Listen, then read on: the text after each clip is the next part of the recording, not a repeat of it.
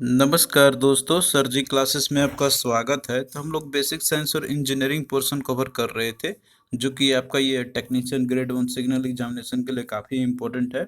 और देखिए, इसके जो है आपके जो भी क्लास हमने करा दिए हैं, तो उसका हमने अलग से प्लेलिस्ट बनाया हुआ है। तो आप लोग जो है उन सबको डिटेल में देख सकते हो, लिंक जो आपके डिस्क्रिप्शन बॉक्स में आपको मिल जाएंगे। और इसके साथ में देखिए दोस्तों, हमने जो है एक कोर्स भी लॉन्च किया हुआ है, जो आपका एग्जामिनेशन होने वाला है। तो इसमें देखिए, जो आपका कंप्यूटर बेसिक्स का पोर्शन है, जनरल अवेयरनेस का है, और साथ में जो बेसिक साइंस और इंजीनियरिंग का है, तो इन तीनों के लिए जो हमने एक इक्विवेलेंट कोर्स लॉन्च किया हुआ है, जिसमें कि आपको देखिए टॉपिक वाइज लेक्चर्स तो मिलेंगे ही इन सभी सब्जेक्ट के। इसके साथ में जो आपको सभी सब्जेक्ट के पीडीएफ भी आपको जो इसी के साथ में आपको मिल जाएगा। तो आप लोग जो है इसमें इनरोल हो सकते हो। ये जो है आपको ऐप में अवेलेबल है, ऐप आप लोग डाउनलोड कर लेना, सर जी क्लासेस के नाम से है। ये जो है लिंक भी आपको डिस्क्रिप्शन बॉक्स में आपको मिल जाएगा। नहीं तो आप लोग गूगल प्ले स्टोर में जाके भी आप लोग सर जी क्लासेस ऐप आप लोग फाइंड करोगे, तो उससे जो है आप लोग भी इनरोल कर सकते हो।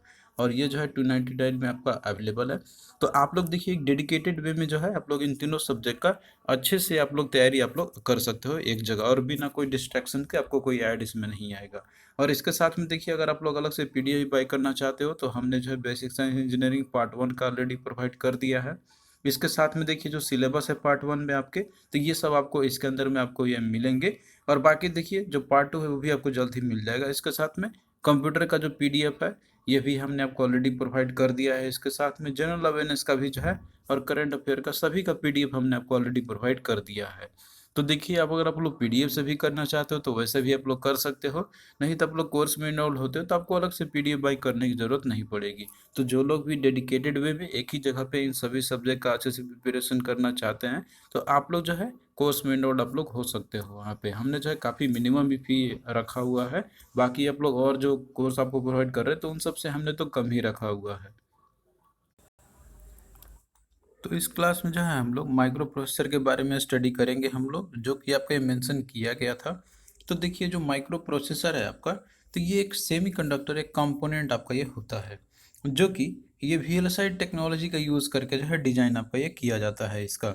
तो इसमें देखिए, मेनली जो आपका होता क्या क्या है, जैसे आपको देखिए कंप्यूटर आपको हमने पढ़ाया हुआ है, तो उसमें हमने आपको बताया था कि जो उसमें आपका सीपीयू जो रहता है ना आपका, तो एक्चुअली में एक तरीके से वही आपका ये माइक्रो प्रोसेसर ही हो गया आपका। तो इसमें मेनली और क्या क्या होते हैं लगते होते हैं आपके यहाँ पे ये, तो जो कि पूरा आपका माइक्रो प्रोसेसर ये बनता है। तो देखिए, इसके अंदर में जो है आपका एक एएलयू रहेगा, मतलब कि जो अर्थमेटिक और लॉजिक यूनिट आपका रहेगा।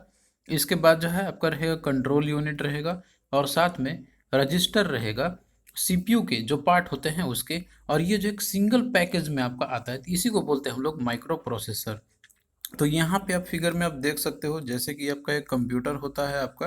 तो कंप्यूटर के अंदर में आप जैसे कि देखते हो, उसमें जो है आपका एक सीपीयू जो होता है, तो वही एक्चुअली में आपका माइक्रो प्रोसेसर ही आप इसको बोल सकते हो यहाँ पे। जिसमें कि आपके एएलयू कंट्रोल यूनिट और जो आपका एक रजिस्टर आपका होता है। और इसके साथ में जो है कंप्यूटर से और क्या क्या जुड़े हुए रहते हैं आपके, जैसे मेमोरी जुड़े हुए रहते हैं, तो ये सब जो है इसके इंटरनल पार्ट होते हैं। और वहीं पे आप लोग जो है एक्सटर्नली कुछ जैसे इनपुट डिवाइस और आउटपुट डिवाइस लगाते हो, तो ये आपका मिल के बनता है आपका पूरा एक कंप्यूटर। तो यहाँ पे देखिए, ये तो कंप्यूटर तो आपका हो गया, लेकिन माइक्रो प्रोसेसर जो होती है, ये सबसे इम्पोर्टेंट पार्ट आपका ये होता है। जैसे कि सीपीयू आपका है, तो वही आप एक तरीके से इसको आप बोल सकते हो यहाँ पे। तो इसमें मेन जो कंपोनेंट होते हैं आपके, तो आपका एएलयू कंट्रोल यूनिट और रजिस्टर। तो ये जो है आपका रहता है एक सिंगल पैकेज के अंदर में, इस तरीके का जो है प्रोसेसर आपका रहता है। जैसे कि देखिए, इंटेल का अब जैसे कोर i7 प्रोसेसर है, इसके पहले बहुत सारे प्रोसेसर आ चुके हैं, जो कि आपने पहले स्टडी किया भी होगा, आपने सुना भी होगा उसके बारे में। जैसे कि आपका डुअल कोर हो गया, पेंटियम 4 हो गया, तो उसका जब सीरीज इस तरीके से जो माइक्रो प्रोसेसर बन के आए हुए थे। तो देखिए, यहाँ पे आपका फिगर दिया हुआ है ये कंप्यूटर का, उसके अंदर माइक्रो प्रोसेसर तो आपका रहता ही है यहाँ पे। तो आप देखिए, जो माइक्रो प्रोसेसर है ना आपका, तो ये एक सिंगल आईसी पैकेज में आपका रहता है ना। तो मेमोरी इसमें नहीं, मेमोरी जो है आपका, तो ये आउटसाइड होता है सीपीयू के। दैट इज मेमोरी जो है आपका, ये सीपीयू का पार्ट आपका ये नहीं होता है। ये भले ही आपका इंटरनली होता है यहाँ पे, लेकिन ये जो है आपका उसका पार्ट आपका ये नहीं होगा। तो ये जो है आप लोग थोड़ा ध्यान रखना। और इसके बाद देखिए, जो रजिस्टर है आपका, जैसे कि आप यहाँ पे देख रहे हो, तो ये जो है आपका सीपीयू के अंदर में ही प्रेजेंट आपका रहता है यहाँ पे। लेकिन इसका जो है यूज हम लोग मेमोरी की तरह यूज हम लोग इसका नहीं करते हैं। तो इसके बारे में देखिए, ऑलरेडी जो है हमने आपको बताया हुआ है इसके बारे में। कि जैसे अपने कंप्यूटर के बारे में आपने देखा स्टडी किया होगा तो उसमें हमने आपको इसके बारे में बताया होगा। तो ये जो चीज़ है इंपॉर्टेंट है आपका एग्जाम पॉइंट ऑफ व्यू से। तो यहाँ पे जो एक इम्पोर्टेंट पॉइंट आपको नोट करने हैं कि जैसे आपका एक माइक्रो प्रोसेसर जो होता है ना, तो ये जो है एक्सटर्नली कनेक्टेड होता है इससे। तो ये जो है इंपॉर्टेंट पॉइंट है आपका एग्जाम पॉइंट ऑफ व्यू से। देखिए हम लोग जो क्वेश्चन भी यहाँ पे साथ साथ करते चलेंगे, जो कि आपका जो है एक तरीके से पता चलता रहे क्वेश्चन किस तरीके से पूछे जा सकते हैं एग्जामिनेशन में। तो देखिए क्वेश्चन में आपका था एक पूछे गए थे आपके अदर एग्जामिनेशन में। तो देखिए यहाँ पे जो माइक्रो प्रोसेसर जो रहता है ना उसके अंदर में एएलयू तो आपका रहता ही है। इसके साथ में जो है हमने आपको बताया था कि रजिस्टर यूनिट भी रहेगा और एक कंट्रोल यूनिट भी आपका रहता है, जो कि एक सिंगल चिप में ही ये सब जो है माउंटेड रहते हैं। तो इस तरीके से देखिए यहाँ पे क्या होगा, आपका डी जो है राइट आंसर हो जाएगा। और बाकी आप देखोगे ना यहाँ पे दिया हुआ है जैसे ALU and control unit on single chip, तो ये दो तो केवल होते नहीं है। और अगला दिया हुआ है कि ALU and memory on a single chip, तो देखिए ये तो गलत है आपका यहाँ पे। उसके बाद तीसरा देखोगे दिया हुआ एक register unit and input output device, तो ये तो आपके इनपुट डिवाइस एक सिंगल चिप में होते ही नहीं है। तो इस तरीके से डी आपका राइट आंसर हो गया। तो यहाँ पे आप देख रहे हो कि क्वेश्चन जो है आपके जो आपने पढ़ा हुआ है यहाँ पे, जो कि हमने आपको अभी बताया हुआ है, तो उसी में से ही आपके क्वेश्चन जो है मिला जुला के पूछे जाएंगे। बस आपको जो है एक बार अच्छे से कवर करना है जो भी आपको हम कंटेंट यहाँ प्रोवाइड कर रहे हैं आपको, जो कोर्स हमने लॉन्च किया हुआ उसके अंदर में। और बाकी जो पीडीएफ दिया हुआ है, अगर आप लोग उसको अच्छे से करोगे तो देखिए क्वेश्चन आपका जरूर बनेगा एग्जामिनेशन में। आपको देखिए क्वेश्चन घुमा फिरा के थोड़ा सा पूछ देता है तो उसमें आप सोचते हो कि ये तो हमने पढ़ा ही नहीं है या पढ़ा ही नहीं है, डायरेक्टली ये क्वेश्चन नहीं आएगा, लेकिन घुमा फिरा के पूछेगा। तो आपका कॉन्सेप्ट क्लियर होना चाहिए। तो उसी के लिए जो है आपको ध्यान से सुनना और पीडीएफ को जो है बार बार रिवाइज करना है जो हमने आपको प्रोवाइड किया हुआ है। अगला देखिए क्वेश्चन है आपका, can input output processor controls the flow of information between. तो देखिए जो इनपुट आउटपुट एक प्रोसेसर जैसे कि आपका होता है ना, तो जैसे जो इन्फॉर्मेशन जो रहता है तो वो कंट्रोल इसको किस तरीके से, मतलब कंट्रोलिंग होता है किसके किसके बीच में होती है। तो देखिए यहाँ पे जो होता है ना आपका जो इनपुट आउटपुट प्रोसेसर है आपका, तो ये डायरेक्टली जो है आपका मेन मेमोरी जो होता है ना, तो मतलब कि जो मेमोरी है आपका एक्चुअली में उसी के थ्रू जो है आपका ये कंट्रोल करता है। तो इंफॉर्मेशन का जो कंट्रोल होगा आपका, क्योंकि मेनली जो इनपुट आउटपुट जो प्रोसेसर होते हैं तो इनका मेनली जो है आपका, और जैसे मेमोरी में जो रहते हैं इन्फॉर्मेशन उन्हीं के साथ तो करना रहेगा प्रोसेसिंग इनके। तो इस तरीके से यहाँ पे जो आपका होगा that is option B, that is main memory and input output devices के बीच में। तो ये जो है आपका राइट आंसर इसका आपका हो जाएगा। और बाकी देखिए कैश मेमोरी से आपका नहीं होता है, यहाँ पे मेन मेमोरी से आपका होगा। टू आउटपुट और डिवाइस के बीच में तो होगा नहीं, कैश और मेन मेमोरी ये भी नहीं होगा। तो इस तरीके से जो है आपको ध्यान में रखने होंगे। तो देखिए जो आपने अभी देखा है यहाँ पे कि जो माइक्रो प्रोसेसर है तो वो जो है आपका एक सिंगल आईसी में, ये मतलब कि जो है माउंटेड रहते हैं सारे, जो उसमें अंदर में जो लगे हुए कंपोनेंट रहते हैं। तो देखिए जो माइक्रो प्रोसेसर है आपका, तो वो उसके अंदर में एएलयू कंट्रोल यूनिट और जो है आपका रजिस्टर एक सिंगल जो रहते हैं उसके अंदर में। तो इस तरीके से जो आपका आईसी जो बनता है ना, मतलब कि जो इंटीग्रेटेड जो सर्किट आपका रहता है, तो उसके अंदर में बहुत सारे जो कंपोनेंट लगे हुए रहते हैं, इंटीग्रेट हुए रहते हैं। तो उसकी डेंसिटी से भी क्वेश्चन आपका पूछा जाता है एग्जामिनेशन में आपका यहाँ पे। आप जैसे यहाँ पे देख सकते हो कि एक आईसी के अंदर में कितने नंबर ऑफ कंपोनेंट आपके होते हैं।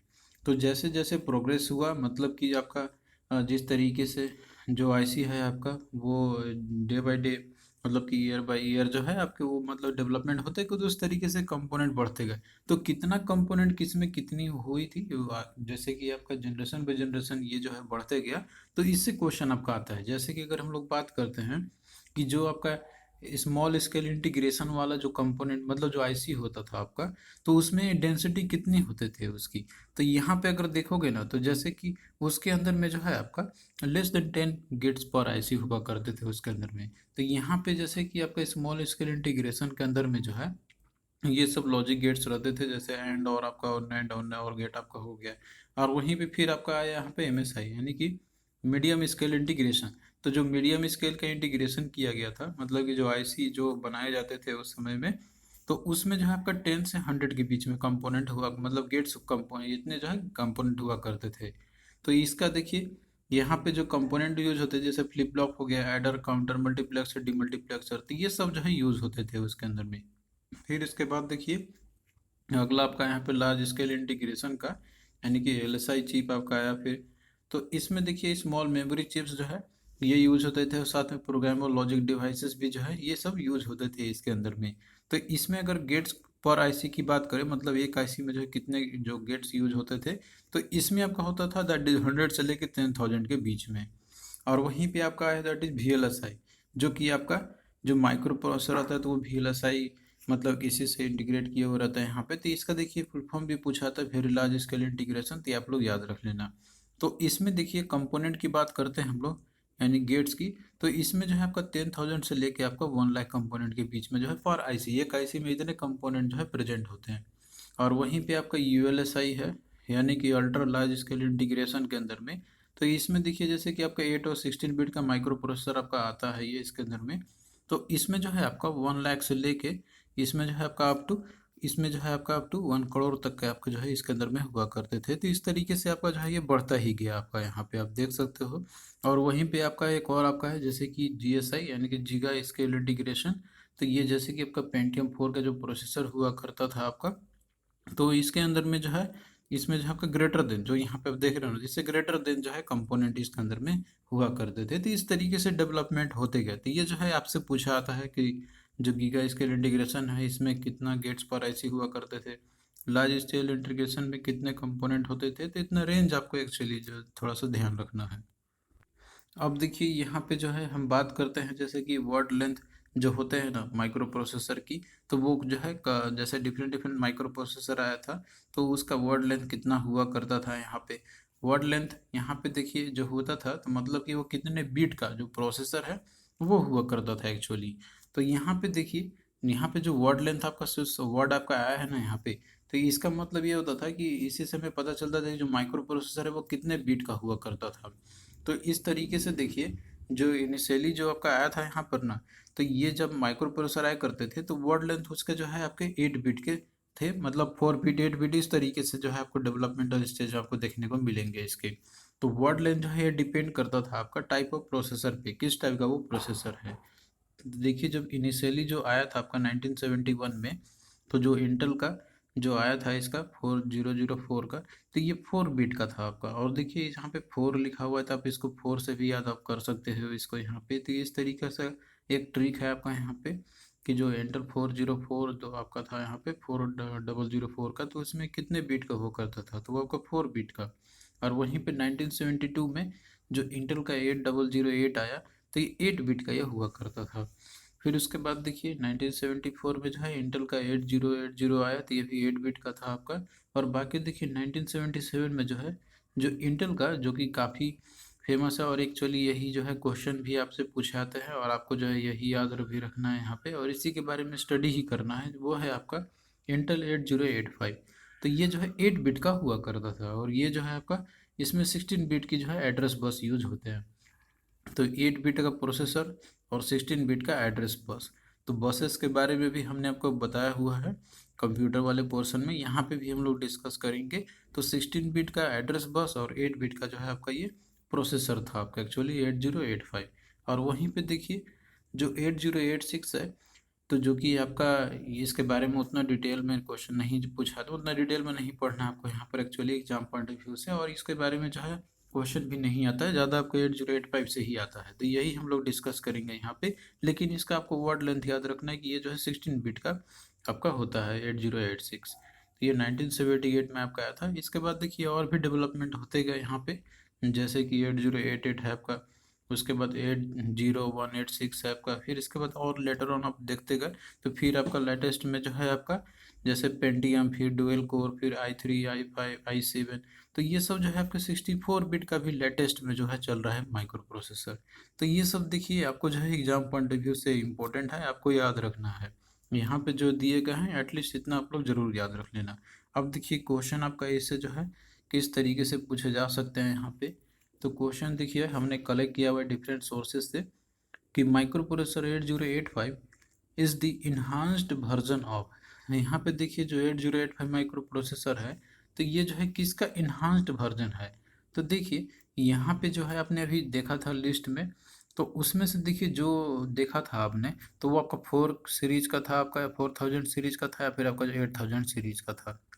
तो वही कोई आपका होगा उसी में से ही। तो इस तरीके से अगर आप लोग देखोगे ना, ऑप्शन में, तो यहाँ पे एक 68,000 का है और एक आपका 68, यहाँ पे 60, यहाँ पे 6800 का दिया हुआ और एक 68,000 का दिया हुआ, तो ये दोनों तो देखिए आपका होगा नहीं, ऐसे ही एलिमिनेट आपका हो गया। फिर इसके बाद देखिए एक आपका है 8080 और 8000 है। तो देखिए ये तो आपने देखा नहीं था लिस्ट में कहीं भी। तो ये जो है ना आपका, इसमें क्या होगा, आपका सी होगा, दैट इज ऑप्शन सी। मतलब कि जो 8085 है, तो ये 8080 का ही इन्हांस्ड वर्जन है एक्चुअली में। तो 8080 आपका ये फर्स्ट माइक्रो प्रोसेसर था आपका यहाँ पे, जिसमें कि मल्टीपल वोल्टेज के रिक्वायरमेंट हुआ करते थे इसके अंदर में। लेकिन जो 8085 आया ना आपका, तो ये जो है एक सिंगल वोल्टेज पे ये काम करता था। तो ये जो है इन्हांस वर्जन किसका था आपका, तो वो है 8080 का।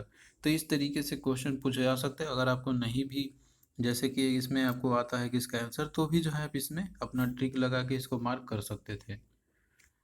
अगला देखिए यहाँ पे क्वेश्चन जो है आपको पूछा गया था डिफरेंट एग्जामिनेशन में आपके, कि what is the memory word addressing capability of 8085। तो यहाँ पे क्वेश्चन को देखिए, थोड़ा सा ध्यान से देखोगे आप लोग, तो आपको जो है इसका आंसर मिल जाएगा। तो इसमें देखिए मेमोरी वर्ड के बारे में बात की गई है।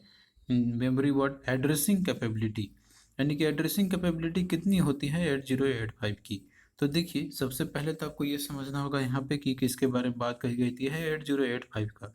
तो जो इंटेल का 8085 था, तो हमने आपको बताया था कि 8 बिट का माइक्रो प्रोसेसर हुआ करता था ये, और साथ में जो है 16 बिट का एड्रेस बस इसमें होते थे।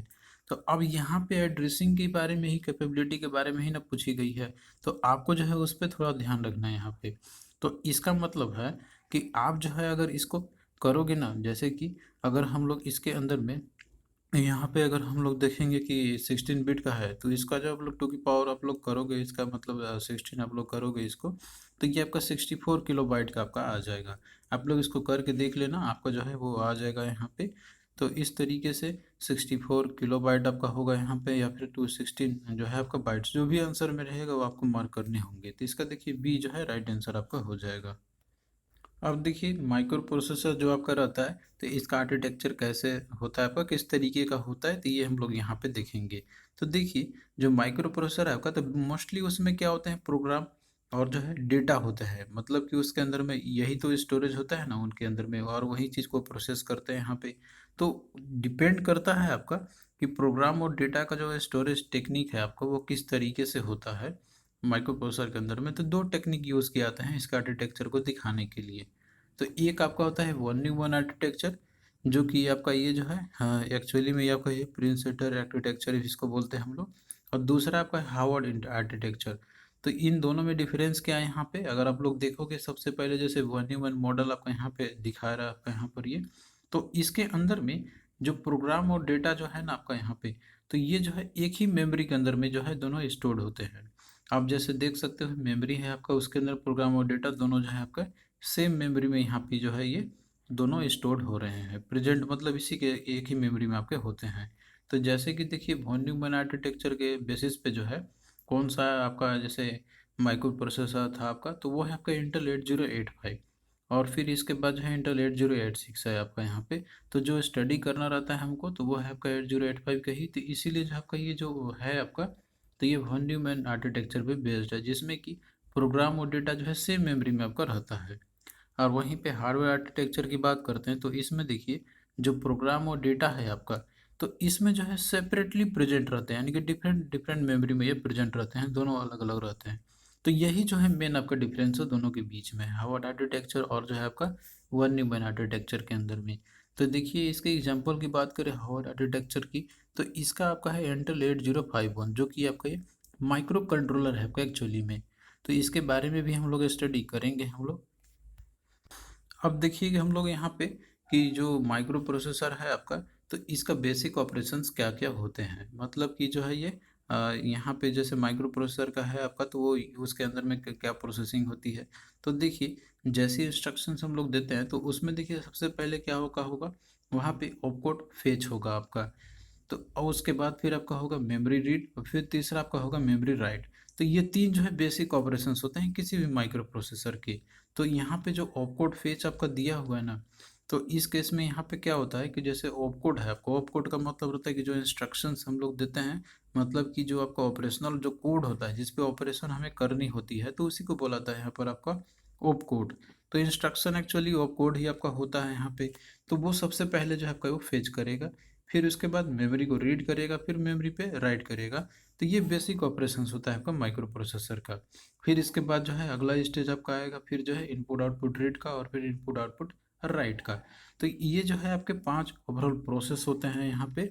तो और इन्हीं को बोलाते हैं मशीन साइकिल, या फिर टाइम ऑफ प्रोसेसिंग भी इसको हम लोग बोलते हैं। तो जैसे कि देखिए आपका यहाँ पे एक माइक्रो प्रोसेसर है आपका, तो इसके बेसिक जो ऑपरेशंस होते हैं ना आपके, तो ये जो है आपका इनपुट आउटपुट डिवाइस और मेमोरी के बीच में जो होते हैं आपके, तो यही सब आपके होंगे।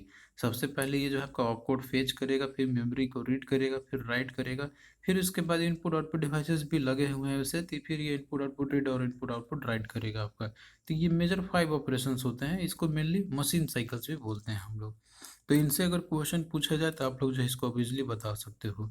तो देखिए यहाँ पे जो बेसिक ऑपरेशंस होते हैं इसके बारे में भी थोड़ा सा हम लोग देख लेते हैं डिटेल में, कि यहाँ पे जो ऑपकोड फेच है या मेमोरी रीड है या राइट है, इस सब के इसके जो है मतलब क्या है कहने का। तो जैसे पहला प्रोसेस आपका था ऑपकोड फेच का। तो फेचिंग में देखिए क्या होता है यहाँ पे, कि इसमें जो है इंस्ट्रक्शंस को ये एक्सेस करता है या फिर उसको ये रीड करता है। कहाँ से?